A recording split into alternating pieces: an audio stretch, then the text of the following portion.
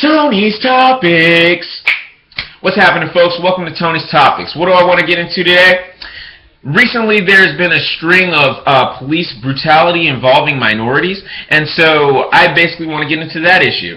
Now, the issue that really started this this recent trend of or series of brutalities against minorities really didn't involve the police at all. I'd say it was the Trayvon Martin thing that recently, got this thing going.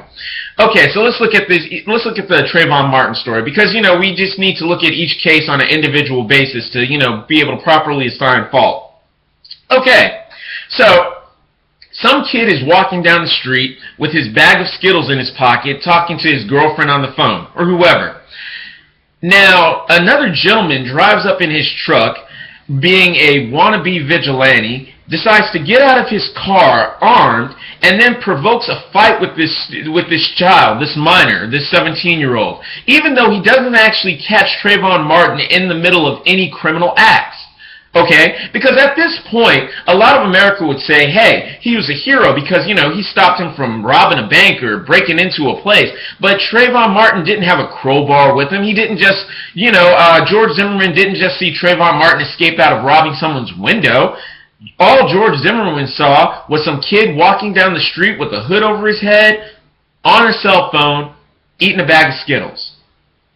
So either way it goes, George Zimmerman decides to get out of his car and then decides to basically start a fight with this student, or with this child. Now this child goes and defends himself, and then eventually George Zimmerman says that he fears for his life and therefore warrants the use of lethal force. On a fight that he provoked, he decides to pull out his gun and shoot this guy.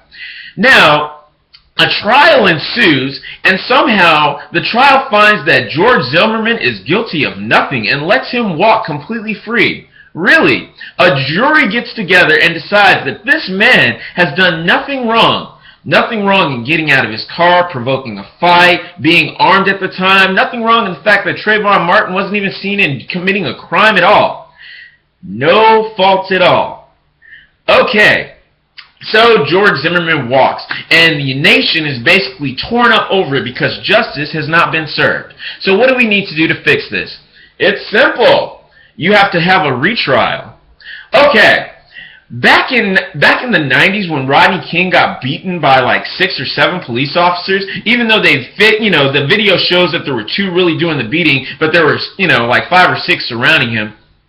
When the first jury trial went out, when the first jury verdict went out, all officers were acquitted. None of them were found guilty. Now, somehow, I guess they bypassed that whole double jeopardy law where you can't try somebody for the same crime twice if they're found innocent over it.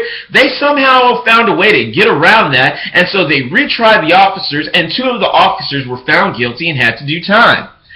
That stopped the rioting, and it stopped a slew of other incidences happening after that. Because bottom line goes, if those officers would have got away with beating up Rodney King, then there would have been other police brutality situations, and those individuals would have gotten off, and it would have just kept happening over and over again.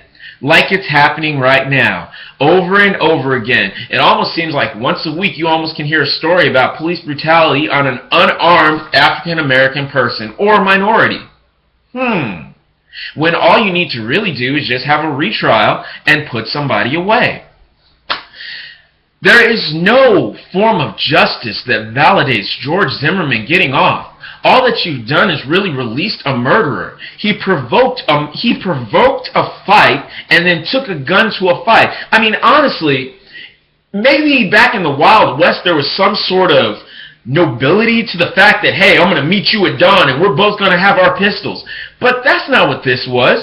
This was some coward preying on someone who was minding their own business, going around armed. You have released a psychopath back into society. And that puts society closer to the brink of chaos. Because now this is like a green light for every other psychopath who wants to get away with the exact same actions. If anyone was standing their ground in that fight, if the stand your ground law would have been on anyone's side, it should have been on Trayvon Martin's. Because again, he was not caught committing a crime. Now, the media is going to do background checks on both individuals, okay? And so, you know, what they saw from George Zimmerman was this is an individual who wanted to be a police officer, but seemed to fail the police officer test, so he wasn't good enough. He didn't have what it took to be a real police officer. So he decided to try and take the law into his own hands. And maybe this is exactly why he didn't go and become a real police officer, because he didn't go after a criminal. This has become a nationwide epidemic that could have been snuffed out in 5 minutes. Lock George Zimmerman up. The end. He's a killer. That's my time, and that's my topics.